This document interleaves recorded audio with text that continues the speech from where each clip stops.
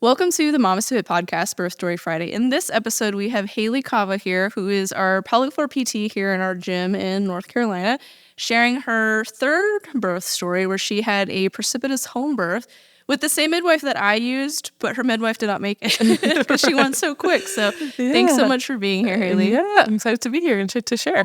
Welcome to the Mama Stay Fit Podcast. This is Gina, perinatal fitness trainer and birth doula. And I'm Roxanne, labor and delivery nurse and student midwife.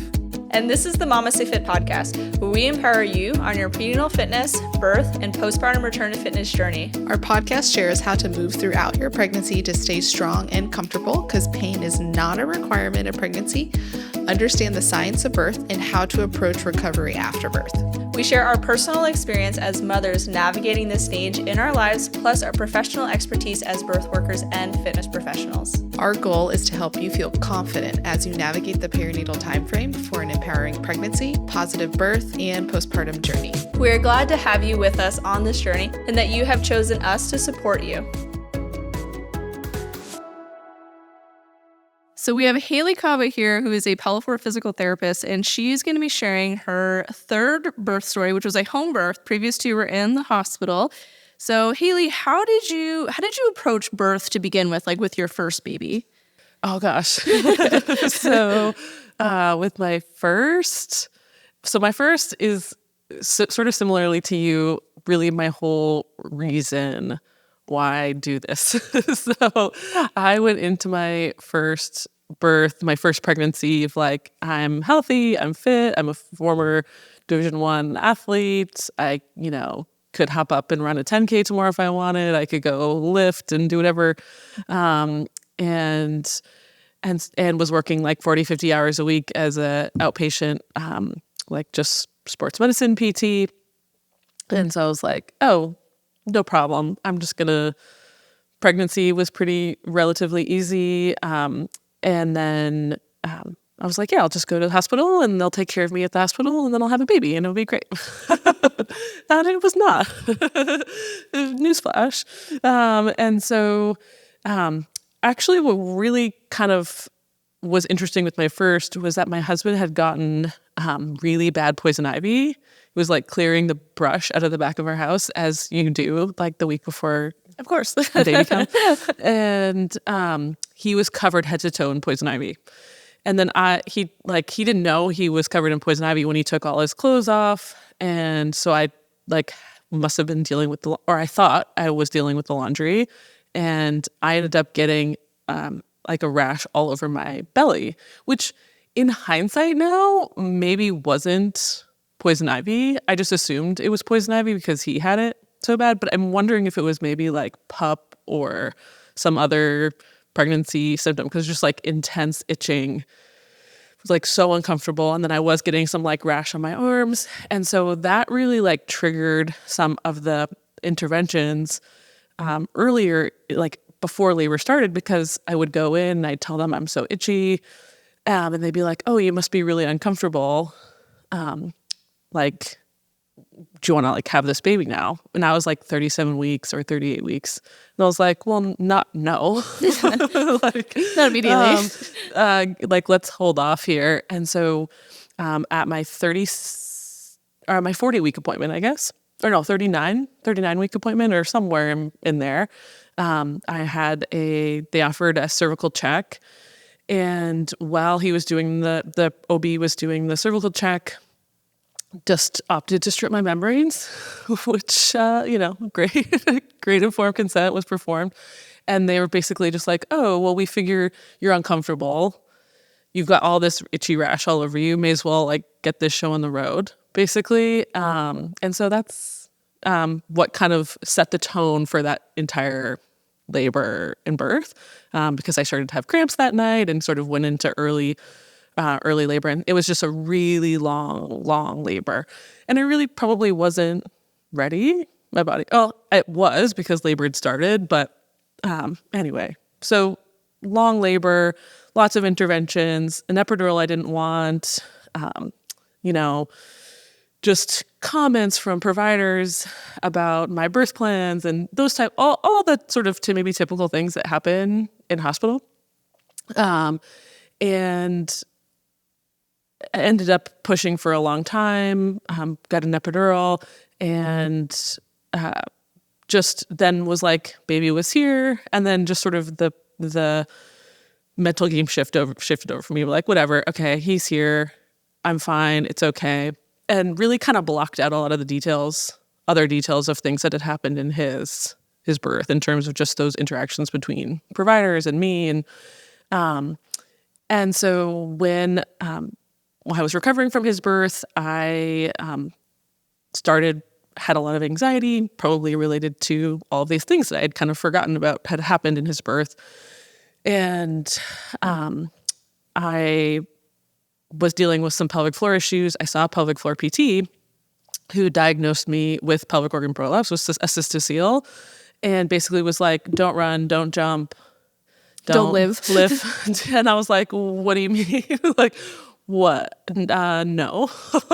And so, it's funny, the reason I think my prolapse became symptomatic, I was like 4 or 5 weeks postpartum, and I joined like a mom's running group in town, and I was like, I just need to like do something. I just started running like multiple miles a day at like 4 or 5 weeks postpartum.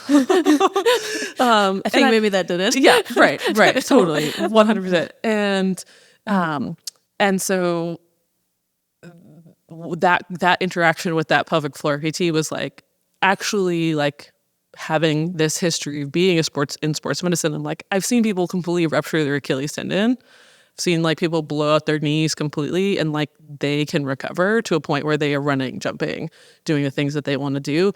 It doesn't make sense that I have like, sure, like maybe a fascial issue in my pelvis or pelvic floor muscle injury, but like I can fix this. Like, this is not something that I can't overcome. And so I went to my first pelvic floor continuing education course to like learn internal assessment and evaluation.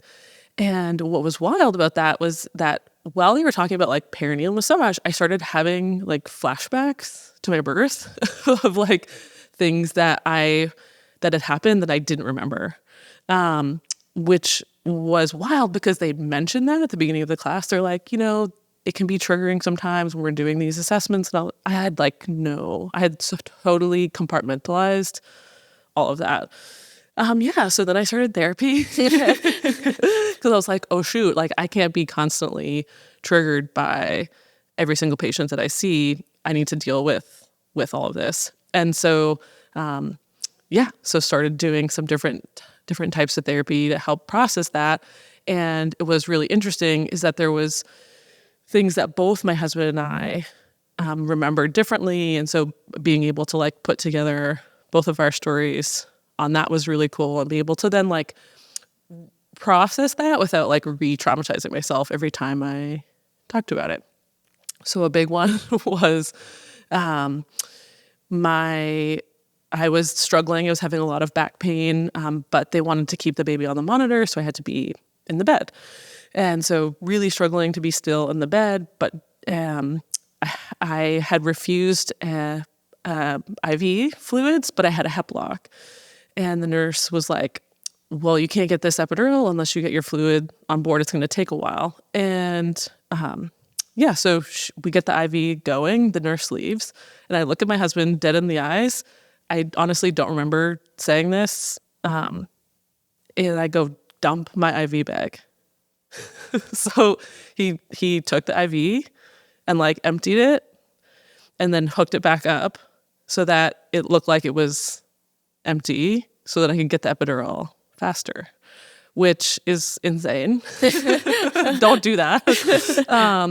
And then the complication of that was that the nurse came back pretty quickly. It was like, oh, you must have been really dehydrated. Like that went really quickly. And I was like, yeah, get me this epidural now.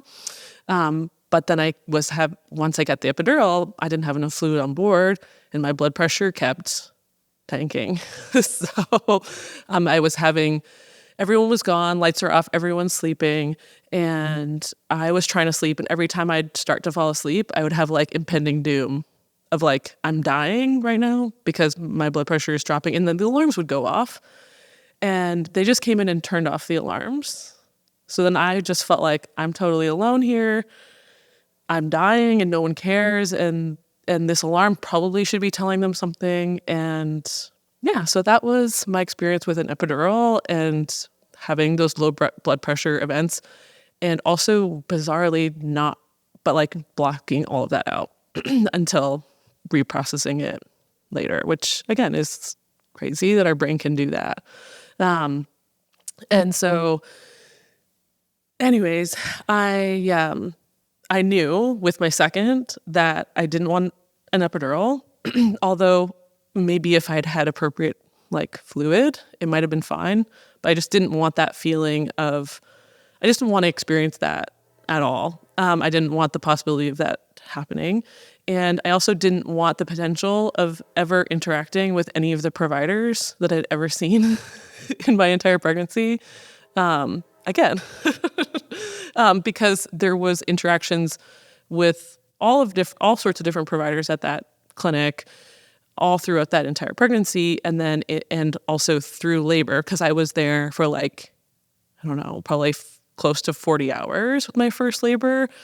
So I saw a bunch of different OBs, a bunch of different nurses, and I just didn't want to interact with any of them. And so with my second, I switched to a different clinic that used midwives and OBs. And it was a bit more rural hospital that we have here in Sanford. And they were great. I stuck with one provider the entire pregnancy, and had hired a doula with my second.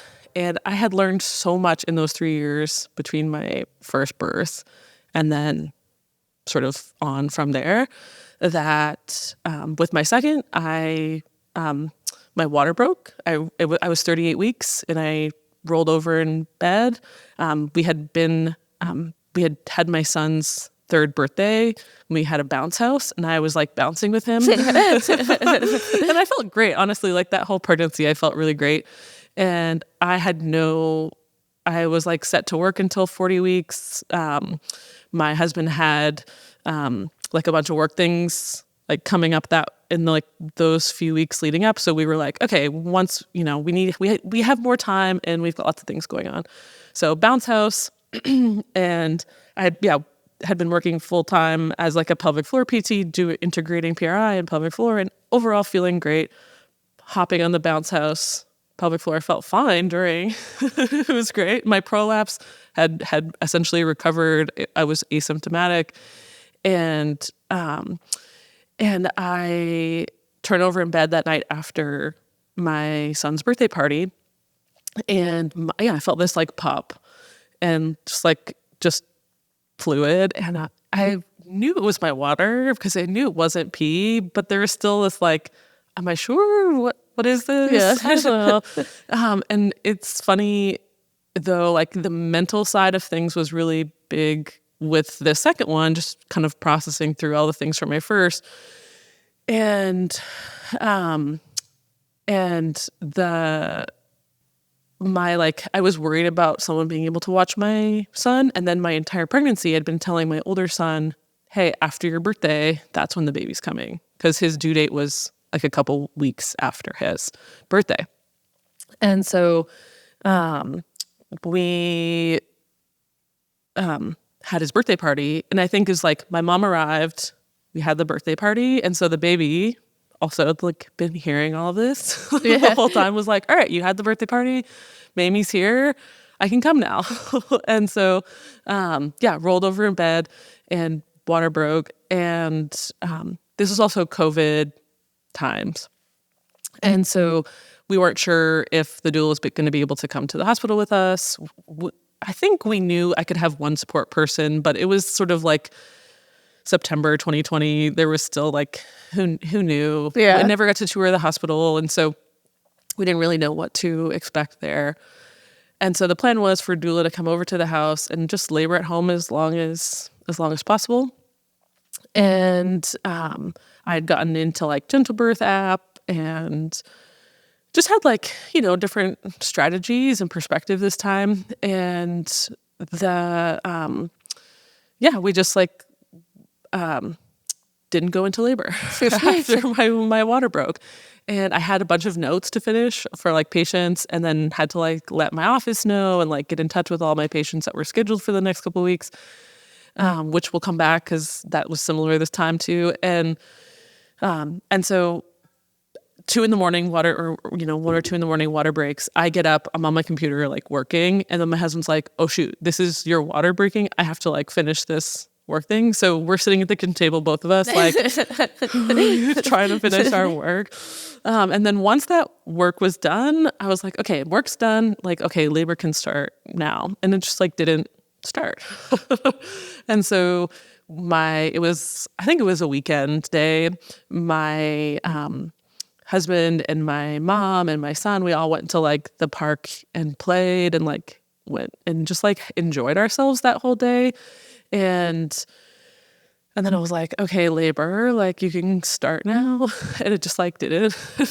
And so I like was like, okay, I need to start to do things to like encourage labor to begin. And so once my older son was in bed and he was like taken care of, I like did a little bit of pumping, and I did a little bit of like acupuncture on myself and a couple of like labor spots.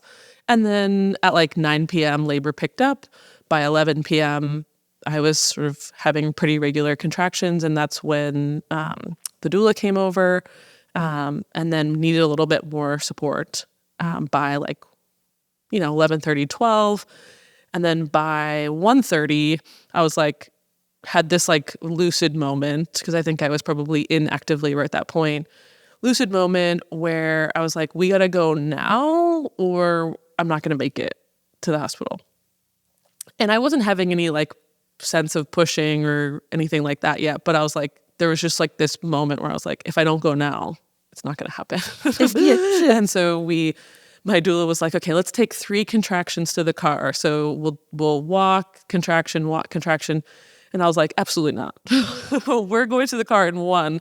And so I like raced across the house, and I got to the kitchen and grabbed onto the counter, and I squatted down during the contraction, and then I could feel myself starting to push. I could like feel the baby like come down into my pelvis, and I was like, oh crap. Like, and I didn't say anything to anyone, but it felt good to like push.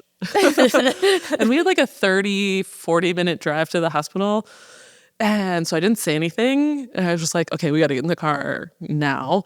And our doula drove separately from us because we weren't sure if she's going to be able to stay or not. And so we had her on speakerphone, and we get like a block away from our house. And I tell Bobby, I'm like, I have a contraction. I'm pushing. And so he starts to like pull over, thinking that I'm like, no, that doesn't mean that the baby's coming out right now. I'm just letting you know. And he's like, don't. Don't do that. My doula was like, if you want to like push into it a little bit to relieve like what you're feeling, that's fine. And then the cue was like, just go completely limp in between contractions. And that was like magical. And then I could like stay relatively calm on the way to the hospital. And then when we got to the hospital, I kept like, when we were walking to the car, kept like squatting down during contractions. And they were like, no, you gotta keep moving. Otherwise you're going to have this in the parking lot. And so thankfully we made it. And a funny piece from that birth is like, I like jumped up onto the table. I like got my kind of tights off because I was still fully like wearing clothes, and Bobby's in the hallway because we had not pre-registered. And so there's like this, like in Zootopia where the guy's like the sloth type, so slow. So Bobby's in the hallway, my husband with the guy trying to get us registered, and I'm like screaming and like, and under control, just like really vocalizing loudly. And in the contraction, I was like, Bobby, get out of here. And Bobby was like, dude, I know you're just trying to do your job, but if I miss the birth of my child, I'm gonna like punch you. And so he like leaves, and I was like, he made it. Baby was born, and that was great. And I would say like what was important from that was relatively hands off. Midwife caught the baby. We didn't get like delayed cord clamping. They just sort of clamped the cord right away, and his cord was a little bit short. And then we didn't really I was GBS positive. I didn't have time to have antibiotics before he was born when we made it to the hospital. And my water had been broken for a while. So they were stressed about me having like some sort of like infection or whatever, which is valid and fair. And so I kept getting a lot, like pretty intense management of the placenta being delivered, and was just sort of like, we're going to give you Pitocin now, and we're going to massage your fundus a lot. And that was just really uncomfortable. And I understood, but I felt like there wasn't like good informed consent on the Pitocin and the fundal massage, like in the moment. And so that was, fine. But it was like, oh, okay. Like everything was so great. And then we have this sort of like less care given to like that, what is that, like third stage is pushing for like it's the like fourth stage. Or stage. no, it's the third stage, which is Third placenta. stage. Okay. Yeah. Sorry. And so, yeah, great experience overall. And so this time we had moved a bunch. So we lived in Minnesota, which is like kind of like birthy central. There's like tons of birthy people there, and the hospitals are really more open to lots of different options and have lots of doula programs. And so we lived there, and lots of more home birth. I like had gotten connected with a few home birth midwives up in Minnesota for work stuff. And then when we moved to Kansas City, when I got pregnant with our third baby. And so I knew I just like, again, wanted to have a even different experience this time. And so I worked with midwives for all my prenatal care before we moved back to North Carolina with my third. And I was really sick this time in my first trimester, which I hadn't been in with my other two labors. So I was like throwing up every day, multiple times a day, really had a hard time just like functioning. But I actually did fairly consistently through my first trimester, did like the Mama Stay Fit prenatal programming, which I felt fine when I was working out. It was like, but outside of that, yeah, like I'm gonna just barf at all times, and then like when I get to the gym, I feel like I'm not gonna throw up, which was like good. Yeah, it's great. And so then we moved back, and actually even before that, as soon as I peed on the stick, I literally like emailed you, texted you, and was like, get me Nancy's contact and who's our midwife, and let her know that I'm trying to contact her, because I know in North Carolina it is difficult to find a CNM who will take you on, and there's not a lot of them. And the most stressful part about that second labor was getting to the hospital. And so I was like, okay, if I can eliminate that stressor, then it'll be great. And so worked with a midwife in Kansas City, and then who was great. And then transferred care here, did collaborative care with UNC, and they're fantastic. And yeah, pregnancy-wise, after that first trimester, everything felt really good. I feel like I probably was a little less active than typical, just with moving and restarting my practice and all that kind of stuff. But no major issues. And yeah, so when it came to this labor and this birth, really bizarrely, I had like this premonition. I was like about to be 38 weeks.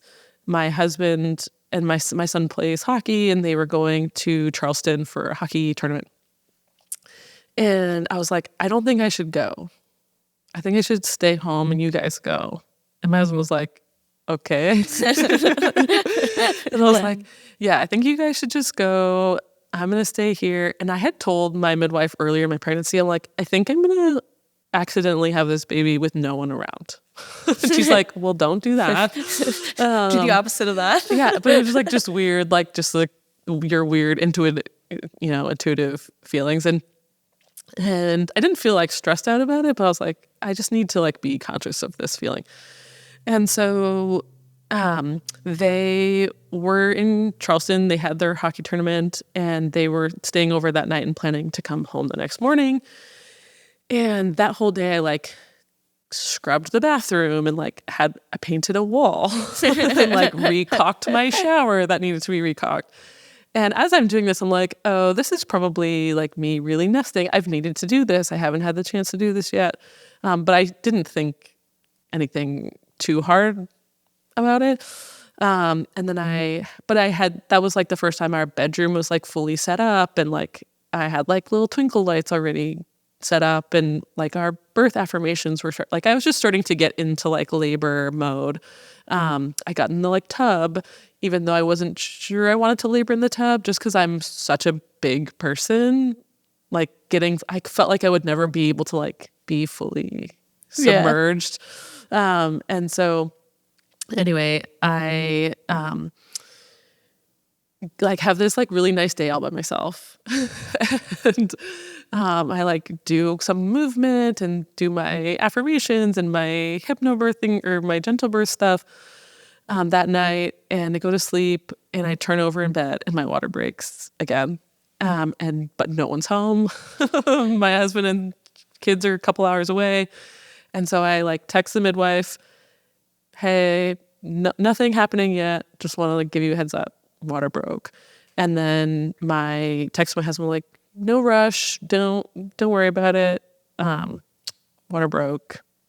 Like, but just do what you guys are going to do, and I'll see when you get home. And so same thing as last time. I have like charts to finish. I have like people to notify. And so I start doing that like in the middle of the night, thinking like, okay, well, if labor starts tomorrow, then, and then, there was like, and then like a bunch of administrative things that like could have waited, but like, they were on like kind of the back burner. And so no labor starts. The midwife comes over, confirms that it's my water that's broken. And she's like, okay, just keep me in the loop. And she had like 3 or 4 other people that were I think she had 3 births within like 3 days at that time. I don't know if there was like a pressure shift or whatever. And so the kids, like the family gets home the next day around noon, and I'm thinking, okay, now everybody's home. Like now labor's going to start. So then at like 3 or 4 p.m., nothing. My midwife comes back over and she's like, okay, what's the plan? What are we going to do? And so she had some like herbs to try. I don't know if like we can talk about that. Yeah. So she had like black and blue cohosh. So I gave that a try. I was doing like stairs. I tried mile circuit, and I was having like the occasional like cramp, but nothing major. I could just tell like it wasn't anything. And the water was like kept. I felt like I'm like it's replenishing. Like it's continuously leaking. It's clear. It's not no odor, no meconium, And I thought like, I thought when everyone came home emotionally, then like I would be able to go into labor. Then that night I was like, it'll be once the kids are in bed, then labor will start. And so Nancy was like, okay. I was like, you know what? I think I need to take this like 24-hour pressure off of myself. And so we did have to like adjust our consent a little bit. So like our written consent with the midwife, saying that like I consent to staying home despite being having my water broken for 24 hours. And so I sort of assumed the risk there of like, okay, I am not showing any other signs of infection. Everything's okay. And so just from like a liability standpoint, and I felt fine communicating that with her, and she felt comfortable with that as well. And so I was like, I think as soon as I say it's fine, it's going to be like, then the labor will start, right? Just, and then, so I went to bed that night, was like, okay, I'll get a good night's sleep, or I'm going to wake up in the middle of the night and I'll be in labor. And I didn't. So now we're 24 hours, water's broken, no signs of labor at all. And that I wake up that morning and I'm like, I'm just going to go for, it's raining. I'm like, I'm going to go for like a big walk. We didn't know the gender. We had no names picked out at all. So I'm like, I'm going to just go for a big walk. I like went for a big walk with our dog and like cried and then like, was like at peace with like, okay, if we have to go to the hospital, that's fine. Like, I know how to advocate for myself. I know that it's going to be okay. The baby's okay. I'm okay. And if the safest option at this point is to transfer to the hospital, I felt comfortable with the providers that I had dealt with in my pregnancy up at UNC. It's not an emergency, so we would go there. And so I kind of was like, I'm cool now with that. I think I need to like just let that out. And so then I get home from that big walk. I'm like doing the stairs. And I felt like anytime I would like go walk the stairs, I'd have like a little contraction at the top. And then I'd walk back downstairs and have a contraction at the bottom. So I was like, okay, I'm going to like do the stairs and maybe that will like, I don't want to like exhaust myself, but I felt like, okay, stairs are like making something happen. And so, but still it was like nothing major. And then my parents arrived. So my parents were planning on coming that day so that they could spend some time with us before 40 weeks. And so again, it was like, okay, now my parents are here so that like my older kids are managed. Like, okay, now it's gonna happen. And then I started having some more consistent contractions. And I was using like the birth sling that you let me, and it was awesome. I have some cool videos of me using that. And in hindsight, I was definitely in active labor, but I was not vocalizing like I had with my previous labor. With my second, I was really loud the entire time, like just really vocal. In this labor, I was just a little less vocal. And so I think I thought it wasn't as intense as it was. But when I like watch back some of those videos, I'm like, oh no, I'm like hip shifting. I'm like, so, but my youngest was there. My older son was like playing at a friend's house and my parents were like hanging out in the kitchen. And I think that was part of it too, was like, I didn't want to be too loud, like, because there's other people around in our space. And so the midwife's plan was to come back to check back in on us at 1:30. And so it's like, 11:30, 12 at this point. And I had texted the other PT who works here as well, Casey, who also does dry needling. And I was like, hey, maybe we could try some needling to see if that helps move things along. So she'd come over with the needles because I didn't have any at the house. And my mom so this is like 11:45. My mom takes my son, they go to the grocery store. Casey and I are sitting, and I'm sitting on the chair with the needles in, having contractions. And there's a video of me with my eyes closed, having a contraction, talking to Casey just like this. Like, I'm like focusing on the contraction and we're having a conversation. And then the contraction ends and I just like keep having a conversation. So you would have thought like I was not that close to having a baby. Right. So then I'm like, I had another one and I was like, you know what? I think these needles need to come out because I need to like move. And I was like, I think this next contraction is going to be really big. And I stood up and it was like, not horrible, but it was like long. And it's that video that I sent you where I like do this little like squat at the end of the, the contraction. And so Bob and my husband was like, had his hip squeezed, but I didn't have to be like super loud. I was just kind of like low moan. And then Casey could kind of tell that like, okay, my job is done here. And I couldn't really engage with Casey anymore. Like I couldn't like talk with her anymore. And so she just like tiptoed back like, out of the house. She's like, see you guys. So again, the last video she took of that contraction was like 12:50. And I'd walk into the kitchen, have like a big contraction. Bobby does like a big hip squeeze. And then I'm like, okay, yeah, like now we're in business. And no one else was there. So it was like, my son was gone. Both of my parents were gone. My older son was gone. So it was just me and Bobby in the house. And it was like, okay, like everyone's gone. Now you can do this. So I like walk over into the bedroom. The next contraction is like, I'm very vocal, very loud.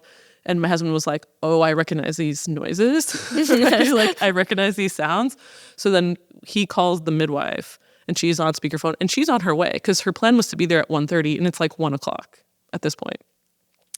And so she's just calmly talking us through, and she's like, and I was like, I need to push, the baby's coming. And she's like, that's fine. She's like, as cool. Like, I don't think our midwife has ever been, I don't imagine her ever being like bothered by anything.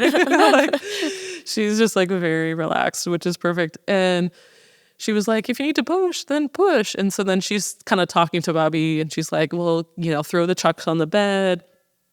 And I can feel the baby like coming down into my pelvis as I'm pushing, and I have my left knee up on the bed and my right leg kind of out to the side. So I'm in a bit of like an asymmetrical position.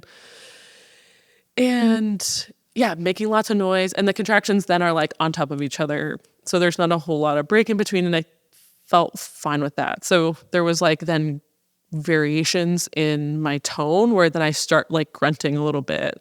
And Bobby's like, oh, keep breathing, keep breathing. I'm like, no, that's fine. Like, I wanted to just be like, it's okay. And so I could feel myself like just grating the pressure of like, okay, I need to add a little bit of I need to like help a little bit with this and like create a little bit of force here. But I don't want to go full closed glottis. I want to kind of like ease this down. And I didn't really feel stressed that no one was there. And my husband had never done hip squeezes on me in labor before. It had only been the dual last time. And like a strong, my husband's a big person. Like those hip squeezes were like insane. Like I told my husband, I was like, those hip squeezes, I had like no pain. Like I had intensity. And as soon as the hip squeeze would come on, like the pain of the contraction went away completely, which was like really cool. I always tell people like in the childbirth class, I'm like, these should feel good right now. During labor, they're going to change your life. Yeah. And I like told Bobby, I was like, they need to like rent you out for these hip squeezes because like this you can rent to tens or you can rent Bobby. Yeah. Like, and, or like do the partner workout program. Yeah. And so, and then there was a contraction where I was like, I need you to like jiggle. Like it was like hip squeezes felt good. And then I was like, jiggle. He's like, what do you mean? I'm like, jiggle my butt. And he's like, okay. And then the midwife was like, oh, like asking what he could see and blah, blah, blah. And I'm my butt's up in the air. I'm probably starting to like poop a little bit and whatever it happens. And she was like, oh, if you can get a warm compress, she's like, you could add that to like her, like kind of that perineal space. And so he starts to walk away to like go get that. But the contractions were so close together. I was like, absolutely not. I don't care. I don't care. Absolutely not. I need that. Like, I need that pressure. I need that like hands-on support. And then the next contraction, the baby's head was born. And babies' heads, when they're born, are typically facing back. So my husband, who's there, sees the baby's face, right? And I think for someone who maybe hasn't been that up close with the baby being born, it's like a little intense. And I knew enough that like a baby doesn't need to be born like all in one go. Like their head can be born and then the rest of them can be born and it may be a few contractions. So I'm not particularly stressed out. Like it felt like relief. I had a little bit of intensity, but not ring of fire like it was with my second. And it was just like, oh yeah, like good, like great. And I think maybe not having Nancy there, just having her on the phone also kept me present. Because I think otherwise I might have just like kind of fully like surrendered and been like, take care of me. But I didn't have that option. And so just intuitively kind of reached down and could feel like, okay, that's the back of the baby's head. Good. Like they're facing not the right way, but they're facing a typical way. And then I was like, okay, well, I like felt the baby's neck and could feel a little bit of what I thought was cord. And I was like, okay, it's fine. Like, there's something I can do. So it's okay. And then on the next contraction, my body was intuitively pushing, and I switched from sort of kneeling with my left knee on the bed and my right leg on the ground to laying on my left side. So then I was laying on my left side and kind of like had my hand on the baby's head, and then like took my pinkies and just like had my pinky and my thumb like between their, like at the back of the baby's neck. And so then on the next contraction, I didn't like pull, but I just sort of like guided, and I could feel that the cord that I felt was like loose, like it wasn't tightly around the baby's neck. And then the rest of the baby was born, and sometimes they, come quickly. And so Bobby was there, and he caught the baby and then just handed him straight back up to me. And then I just like scooched back up on the bed, and he was there. And Bobby took a picture like immediately and sent it to my mom. And so this is 1:11. So for time recap, Casey took a video at 11:45, and then the baby was born at 1:11. So like less than, I don't know, like math is hard. Hour and a half. Yeah. So like less than 30 minutes, or just over 30 minutes. So 12:45 to 1:10, 1:11. So the picture Bobby took, I didn't even know he took, is sort of like that, like, holy crap, like that moment where you'd like come back into your body. You're like, okay, we're here now. All right. And text my mom, the baby's here, or calls my mom and says like, the baby's here. And my mom thought it was a joke because my mom and them had left, and I was sitting there peacefully on the chair getting acupuncture. And they were like, oh, this is going to be a while. We need to rent Casey out too. Yeah, right. And so I had hired a birth photographer, and her plan was to come at 1:30 also, because we figured, like I'm in labor now. The show will start at 1:30 when everyone gets here. And so the midwife's assistant was just a little bit ahead of the midwife. And so we're like, okay, baby cries right away. Baby in, my mind looks pretty good. I had like this sort of primal intuitive moment of like suctioning the baby's nose with my mouth, which I don't know if I ever knew was a thing, but did.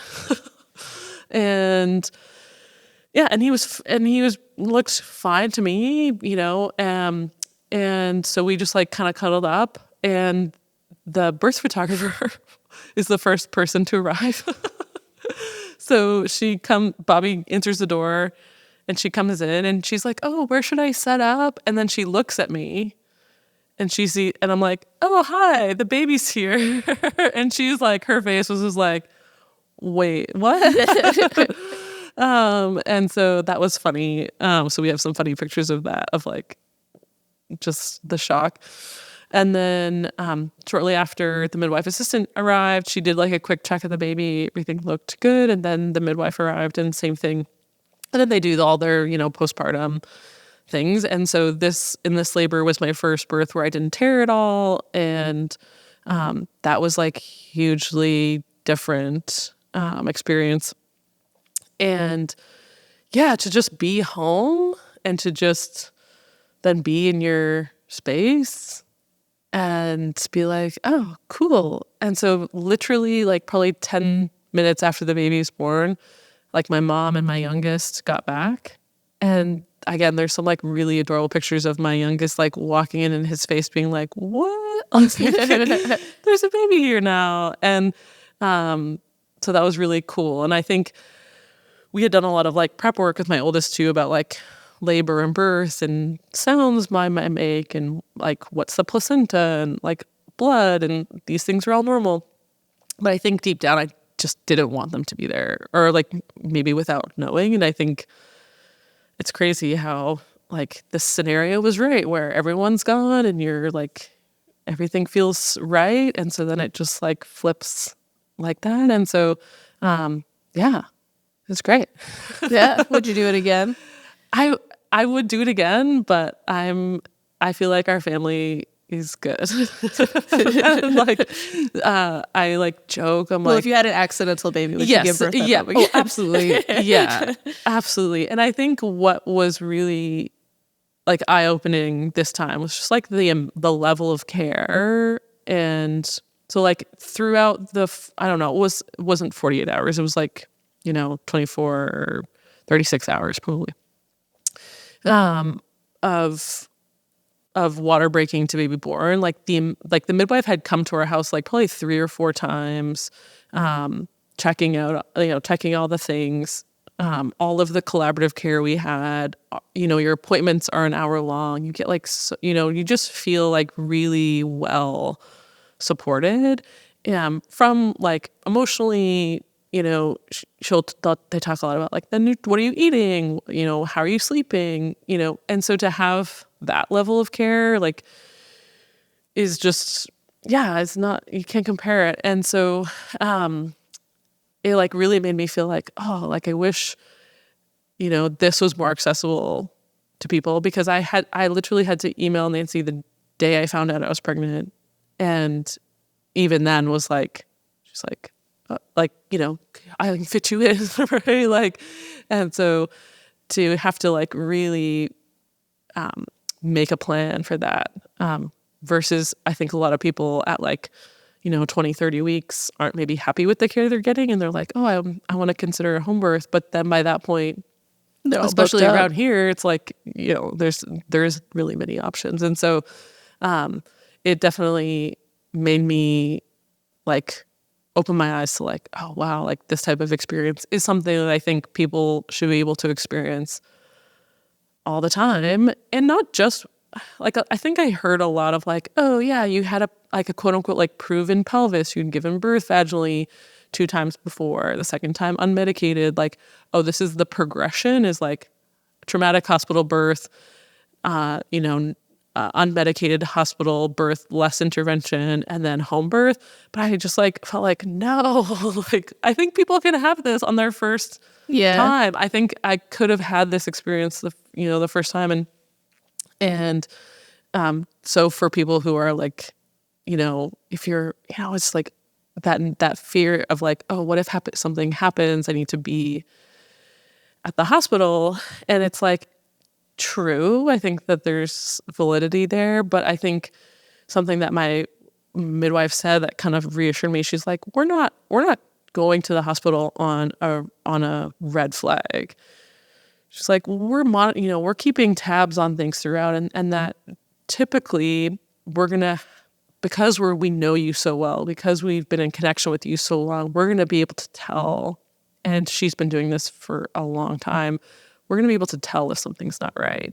And that puts a lot of like trust and faith in that, like that really midwifery, like with woman methodology of like, they're keeping tabs on you. That was something that I really liked about our midwife, was she is very like open to the experience, like surrenders to it and like trusts the process, but she is also like very serious about it too. Like she's not going to like mess around. Yeah. Which is a big reason why I had chosen her as my midwife, is like, I want someone who trusts that I can give birth at home safely and to support me in that, but is not home birth or bust. Like I'm not trying to do something that's potentially unsafe for me and my baby. And my experience with her, like personally, and then as a doula, like she transfers people if there is something abnormal about their labor or something abnormal about their pregnancy. And I appreciate that, because I need someone that I can trust to not only help me navigate a normal labor and pregnancy, but also when things don't go or not going maybe the way that we need to. And so and I think a big piece of this labor too was being open to that when my waters had been broken for so long, like, and that she was on board. And if she had said, we gotta, I think we should go, like, no questions, we would have gone. But she, all signs were pointing to everything is okay. And And then like even the conversations that I'd had with the midwives who I did collaborative care with UNC, they were like, they were really trusting of Nancy. Like they were always had really positive things to say. They, there was not any like discouragement of home birth. They were always really positive. And that was also really helpful because I think, you know, when those seeds of doubt start to go into your mind, like that's rehearsing, right? Like we rehearse the worst case scenario, our brain doesn't know that that's not real, right? And so we need to have plans and we need to have, you know, we need to know what are our range of possibilities of things that can happen, but we don't need to like be worried or stressed about those things all the time. And so, yeah, it was fantastic. I will say like the biggest, like light bulb thing was like, you know, the first pee and like the first poo postpartum this time, like we're totally fine. Yeah. Like, which was like, I think for me in my past two were like so difficult and so like alarming, even with my second, having had it with my first. Whereas like I also couldn't pee for a while after my first because I had the catheter and then had to be recatheterized. And so, yeah, that all being like pretty regulated pretty quickly or like immediately, I was like, oh, dang. Like, yeah, I can do this. And so just the knowledge that like, yeah, labor, birth doesn't have to be difficult. Yeah, it is wild. How has your birth changed your practice as a PT, if at all? I think I've become a more vocal advocate for clients interviewing providers. I think I used to like not get into it. I'd be like, okay, you've chosen your provider. Cool. Let's focus on the things we can focus on. But I definitely, if my clients are feeling unsure or they have questions, I've been more vocal about, you know, helping them advocate. I would say also talking more about like the mental aspects of birth preparation and how also labor and birth isn't formulaic and it doesn't follow a clock or a timeline. So like, oh, it takes 1 centimeter an hour, or it's like, oh, it's your first, it's going to be long. Like, you know, there is no like set rules for anyone. And also just like movement in general it doesn't need to be formulaic, right? And so it's good to have formulas of understanding early labor, early active, you know, in terms of movements that are helpful to facilitate that. And if we run into a situation where things are stalling for a while, to have these tools, but also to lean into just like the fluidity and the ability to move intuitively when you feel supported, when you feel safe, like that happens so much easier. And so I'd say that's definitely shifted my practice for when I'm working with clients who are pregnant versus like, yeah, like, oh, inlet movements, mid-pelvis movements, which I think are so valuable. And we want to make sure that we have access to all of those different movements in pregnancy.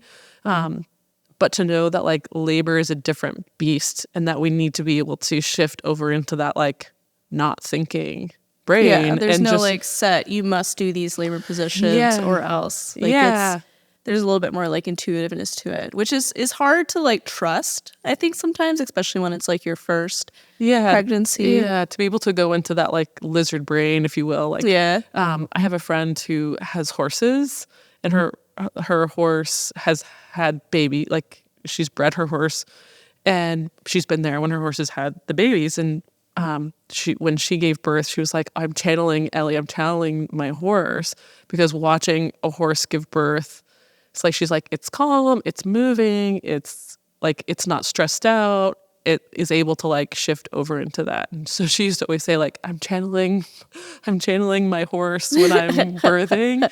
because I think as humans, we tend to, we'll overthink it, or we're thinking too hard. And so to be able to have all this information in our brain, but also like just, lean into that, is big. Well, thank you so much, Hayley, for sharing all of your birth journey with us. For those of you that are listening that want to learn more from Hayley, you can find her on Instagram at Hayley Kava PT, and we'll link all her stuff down below. You can work with her virtually with pelvic floor consults, or if you're in person or near us, you can work with her in person and also with Casey. And so thank you again for sharing your story with us. Thanks for having me. If you want to learn more from us, check out our online prenatal fitness programs and our online childbirth education course. Our prenatal fitness programs helps to guide you throughout your pregnancy with movement, with different recommendations to help you create more space within your pelvis and also to support your baby's position for birth. A lot of the movements that I utilized during my own labor and that Hayley even utilized during her labor are movements that we have incorporated within the prenatal fitness program as well. If you want more education on what type of movements help to create space in different parts of the pelvis and to help you understand what these intuitive movements may mean, check out our online childbirth education course. You can use code STORY10 to get 10% off any of our online offerings, and you can bundle them together to save an additional 15% off.